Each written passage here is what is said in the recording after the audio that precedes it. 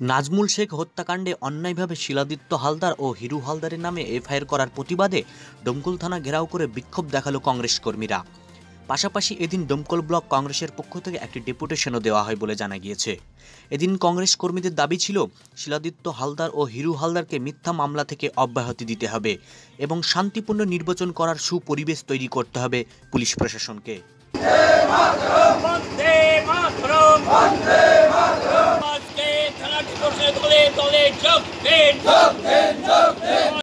নিয়ালিশপাড়ায় তৃণমূল কর্মী খুনে জেলা পরিষদের প্রাক্তন সভাধিপতি শিলাদিত্য হালদার ও তফসিলি জাতি সম্প্রদায়ের জেলা সভাপতি হিরু হালদারকে মিথ্যা মামলা থেকে অব্যাহতি দিতে হবে, 1 নম্বর। 2 নম্বর, আসন্ন নির্বাচনের আগে তদন্ত না করে কংগ্রেস কর্মীদের গ্রেপ্তার করা চলবে না।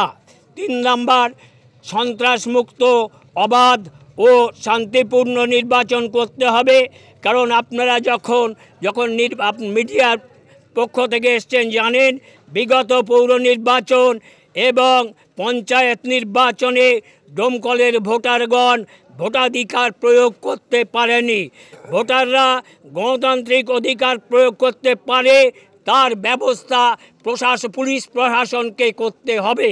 সর্বশেষ যে সন্ত্রাস যে সরকার পশ্চিমবাংলায় চলছে, 2টো নির্বাচনের আগে পুলিশের একটা অংশের সহযোগিতায় গোটা মুর্শিদাবাদ জেলায় এবং ডোমকলে যে সন্ত্রাস চালিয়েছিল, তার জন্যে আমাদের এই লোকসভা নির্বাচনের আগে যেটা জোরালো বক্তব্য, আপনারা জানেন যে বিভিন্ন এলাকায় সন্ত্রাস কবলিত, ছত্তিশগড়েও দেখেছি মাওবাদী এলাকাকে সন্ত্রাস কবলিত এলাকা ঘোষণা করে নির্বাচন করা হয়েছিল।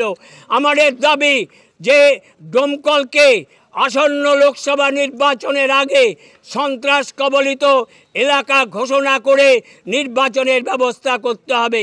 এই 6 দফা দাবির ভিত্তিতে আমাদের প্রতিনিধি দল তারা আইসি সাহেবের কাছে যাবেন, আইসি সাহেবের সঙ্গে আলোচনা করবেন। আইসি সাহেব তার উপর কী উত্তর দিচ্ছেন তার উপর আমরা পরবর্তী সিদ্ধান্ত গ্রহণ করব। এই আমাদের আজকের কর্মসূচি।